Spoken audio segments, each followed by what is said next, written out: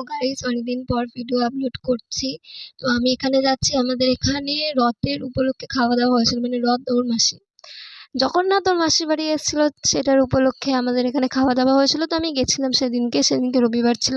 তো এখানে দেখিয়ে দিলাম, তোমরা একটুখানি জয় জগন্নাথও বলে দিও কমেন্টে। আর আমি জানি এটা পোস্ট করতে অনেকটাই দেরি হয়েছে, মানে অনেকটাই। তারপরে হচ্ছে জগন্নাথ দেবকে খাবার দিয়ে দিচ্ছিল।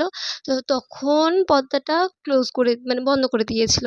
তারপরে এখানে নাচ গান হচ্ছে, সবাই নাচছে, আমার দিদাও উঠে গেছিলো নাচার জন্যে, মানে আমরাও উঠে দাঁড়িয়েছিলাম, বসেছিলাম না। তো বলেছিল যে উঠে দাঁড়াতে, তো এখানে হচ্ছিলো। আর ওখানেও উনি গান করছিল, আর বাইরে ঝমঝমিয়ে বৃষ্টি এসেছিলো, মানে খুব জোরে বৃষ্টি পড়ছিল, খুব জোরে, মানে খুব জোরেই বৃষ্টি পড়ছিল। তারপরে জগন্নাথ দেবের ভোগ খাওয়া হয়ে যাওয়ার পরে পর্দা সরিয়ে দিল, আরতি হলো। দেখো কি সুন্দর লাগছে, কি সুন্দর সাজিয়েওছে জায়গাটা। তারপরে এখানে আমি পটাং করে ঘুরতে দেখি ইনি চুল বেঁধে দিচ্ছে, মানে এদের বেস্ট ফ্রেন্ড।